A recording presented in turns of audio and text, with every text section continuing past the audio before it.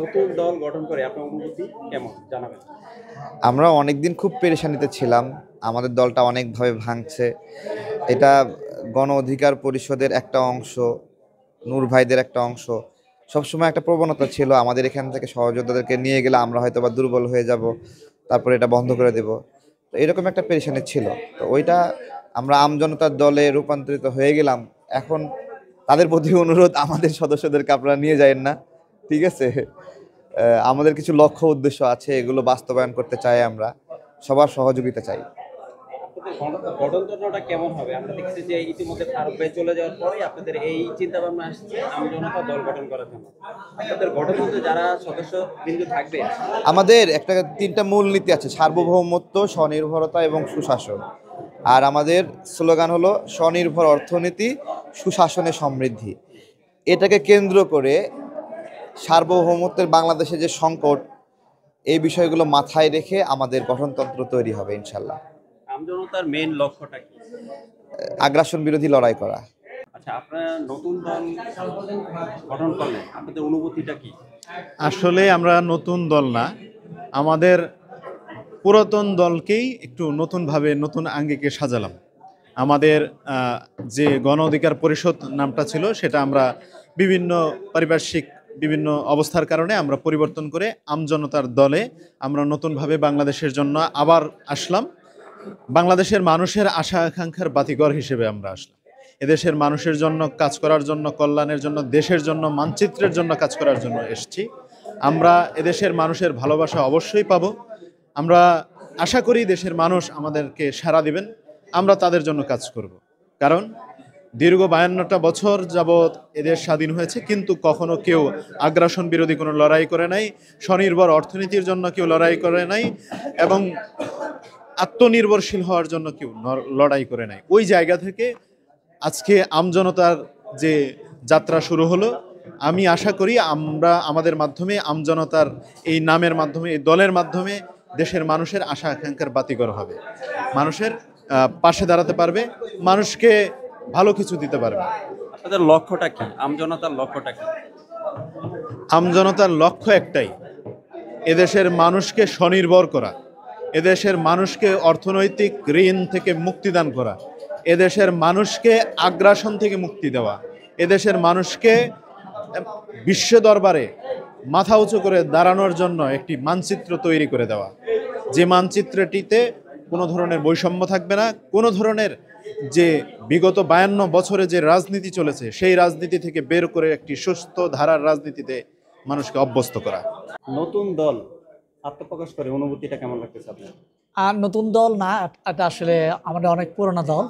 তবে পুরনো নামকে, পুরনো আমিকে নতুন রূপ নিয়েছি। আমাদের আগে গণ অধিকার পরিষদ ছিল, এখন জাস্ট আমাদের কাজের স্বার্থে, দেশের স্বার্থে আমরা দলের নাম আমজনতার দল ঘোষণা করেছি। একটু এত নাম থাকতে আমজনতা নামটা কেন আপনারা চয়েস করলেন? এর পিছনে কি কোনো কারণ আছে কিনা? আমজনতার দল, এটা আসলে আপনার শুনেছি পিনাকি দাদা নাকি এই নামটাকে চয়েস করেছেন। হ্যাঁ, আমরা যখন নাম নিয়ে আসলে কাজ করছিলাম তখন অনেকের কাছে জিজ্ঞাসা করেছি, আমাদের যারা শুভাকাঙ্ক্ষী ছিল, এর মধ্যে আপনার পিনাকিদা, ইলিয়াস ভাই, এরকম আরও অনেকেই আছেন যাদের নাম আমি আসলে এই মুহূর্তে বলছি না। তারা এই নামটা পছন্দ করেছে এবং সারা দেশ থেকে আপনার যখন নামগুলো এসেছে ওখান থেকে অনেকগুলো নামের মধ্যে এই নামটা আমরা সিলেকশন করেছি। আপনাদের এই আমজনতার লক্ষ্য কি? এই দলের লক্ষ্যটা কি? আমজনতার লক্ষ্য হচ্ছে আপনার সার্বভৌমত্ব, স্বনির্ভরতা, সুশাসন প্রতিষ্ঠা করা। আমাদের বাংলাদেশে যে আগ্রাসন আছে, সকল দেশের আগ্রাসন, এটা শুধু ভারত বলে না, এটা যদি মায়ানমার হয়, এটা যদি চীন হয়, এটা যদি আমেরিকা হয়, এটা যদি অন্য কোনো দেশ হয়ে থাকে, সকল দেশের আগ্রাসনের বিরুদ্ধে আমাদের এই দল কাজ করবে এবং বাংলাদেশের স্বার্থে আমাদের এই দল কাজ করবে, এক কথায়। আপনি আমজনতা দলের ইয়াংদের বিষয়ে কি বলবেন? যারা ইয়াং তরুণ প্রজন্ম যারা আছেন তাদেরকে নিয়ে কাজ করার কি অনুভূতি আছে? আমরা 2018 সালে যখন কোটা সংস্কার যখন আমরা গণ অধিকার পরিষদ প্রতিষ্ঠা করেছি, আমাদের স্লোগান ছিল তারুণ্য নির্ভর রাজনীতি, আমরা নতুন ধারা রাজনীতি করতে চাই। আমাদের কথাই ছিল এটা। যেহেতু আমরা নতুন ধারা রাজনীতি করার জন্য আমরা রাস্তায় নেমেছি, কিন্তু আমাদের চিন্তার সাথে আমাদের ইচ্ছার আমরা মিল পাচ্ছিলাম না আসলে এই জন্য। তাই আমি বাংলাদেশের সকল তরুণ দলকে আমি অনুরোধ করব যে ভাই আপনারা যদি তারুণ্য নির্ভর রাজনীতি করতে চান, নতুন ধারার রাজনীতি করতে চান, তাহলে আপনাকে প্রকৃতপক্ষে দেশের সাথে চিরাচরিত যে রীতি রয়েছে, যেমন আওয়ামী লীগ, বিএনপি, জামাত, জাতীয় পার্টি, অনেকগুলো দল রয়েছে, বাংলাদেশে নিবন্ধিত অনিবন্ধিত দল রয়েছে। এরা বলে দেশের স্বার্থে কাজ করবে, কিন্তু দেশের বিরুদ্ধে, দেশকে বিক্রি করার জন্য, দেশকে বিক্রি দেওয়ার জন্য ওরা কিন্তু কাজ করে। তাই আমি বলবো যে আপনাকে কাজে এবং কর্মে, আপনাকে সকল ক্ষেত্রে আপনাকে প্রমাণ করতে হবে যে আপনি দেশের স্বার্থে কাজ করছেন, দেশের জন্য কাজ করছেন।